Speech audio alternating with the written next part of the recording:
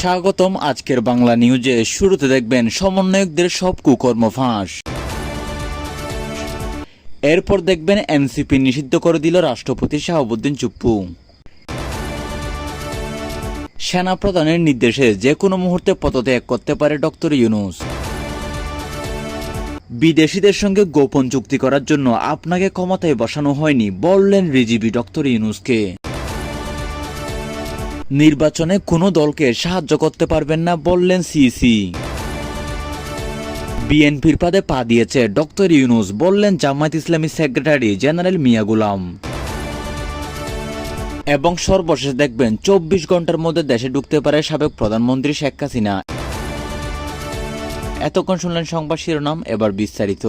এবার বিএনপির সিনিয়র যুগ্ম মহাসচিব রুহুল কবির রিজভী অন্তর্বর্তীকালীন সরকারের প্রধান উপদেষ্টা অধ্যাপক মোহাম্মদ ডক্টর ইউনূসকে উদ্দেশ্য করে বলেছেন, চলতি নভেম্বরে ডেঙ্গুতে আক্রান্ত হয়ে 53 জন মানুষের মৃত্যু হয়েছে। সারা দেশে ডেঙ্গু চিকুনগুনিয়া ভয়ঙ্কর আকার ধারণ করেছে। ডেঙ্গু নিয়ন্ত্রণে আপনার সরকার কি ব্যবস্থা নিয়েছে? আপনার সরকার এসব দিকে নজর না দিয়ে শেখ হাসিনার মতো গোপন চুক্তি করেছে।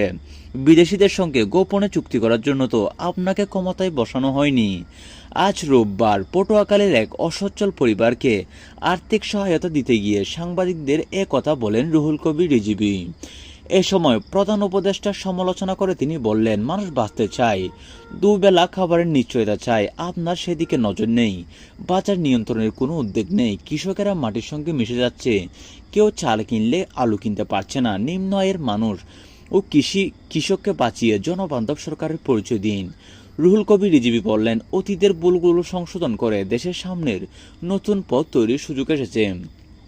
দেশের স্বাধীনতা, সার্বভৌমত্ব, জাতীয় নিরাপত্তাকে সর্বোচ্চ অগ্রাধিকার দিয়ে জনগণের প্রত্যাশা পূরণ করার সুযোগ এসেছে।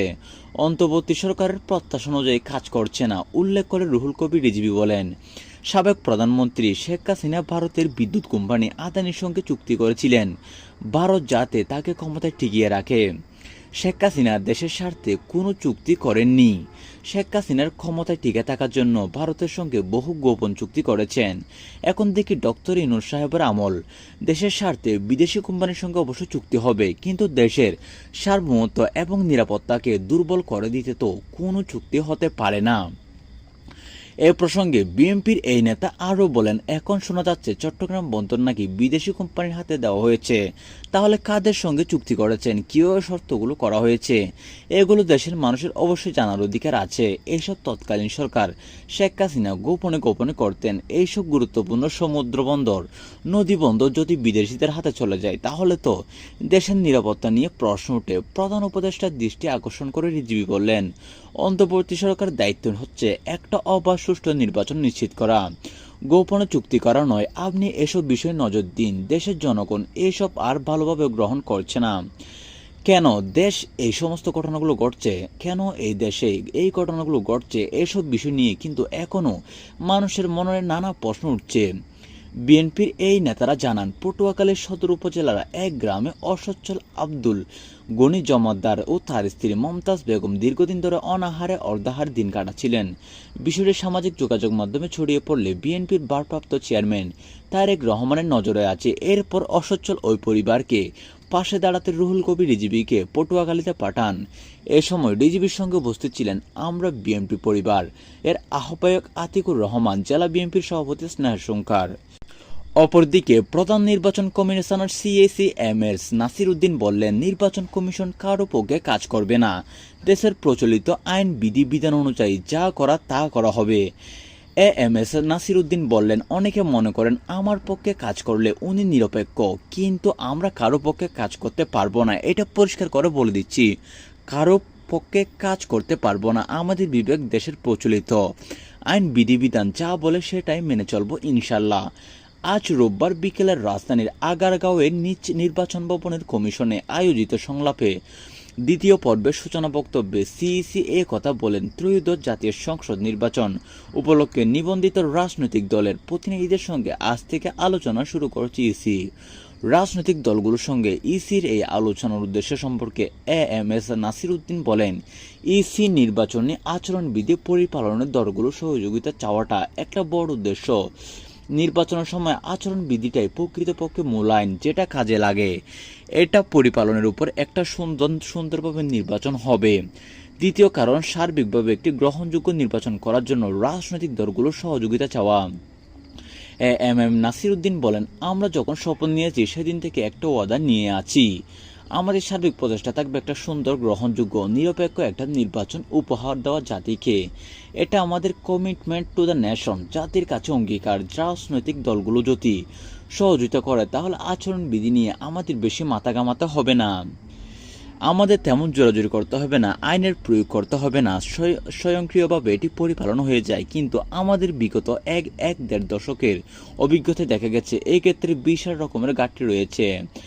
আসন্ন নির্বাচনে চ্যালেঞ্জিং কি সে বিষয়ে নির্বাচন প্রধান কমিশনার এম নাসির উদ্দিন বলেন, সর্বশেষ বড় চ্যালেঞ্জ যেটা আমাদের সামনে উপস্থিত হয়েছে সেটা হলো সামাজিক যোগাযোগ মাধ্যম ব্যবহার করে অপতথ্য, ভুল তথ্য ছড়ানো মোকাবেলা করা আমাদের জন্য বড় একটি চ্যালেঞ্জ হয়ে দাঁড়িয়েছে। আসন্ন নির্বাচনে চ্যালেঞ্জ কি সে বিষয়ে প্রধান নির্বাচন কমিশনার এম নাসির উদ্দিন বলেন, সবচেয়ে বড় চ্যালেঞ্জ যেটা আমাদের সামনে উপস্থিত হয়েছে সেটা হলো সামাজিক যোগাযোগ মাধ্যম ব্যবহার করে অপতথ্য, ভুল তথ্য ছড়ানো। এগুলো মোকাবেলা করে আমাদের জন্য একটি বড় মাথা ব্যথার কারণ হয়ে দাঁড়িয়েছে। এবার অতিরিক্ত অনেক কাজ ইসির গাড়ে এসেছে বলে উল্লেখ করেন সিসি।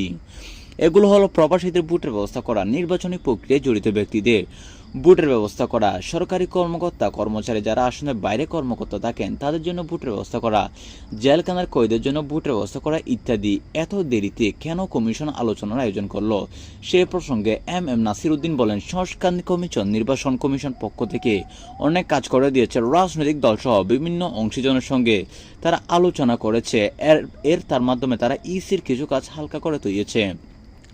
রাজনৈতিক নেতারা ঐক্যমত কমিশনের আলোচনায় ব্যস্ত ছিলেন, নির্বাচন কমিশনও বিভিন্ন রকমের কাজের চাপে ছিল। সব মিলিয়ে এই কাজ একটু দেরিতে শুরু হয়েছে বলে এত অসুবিধা হবে না বলেও তিনি মনে করেন।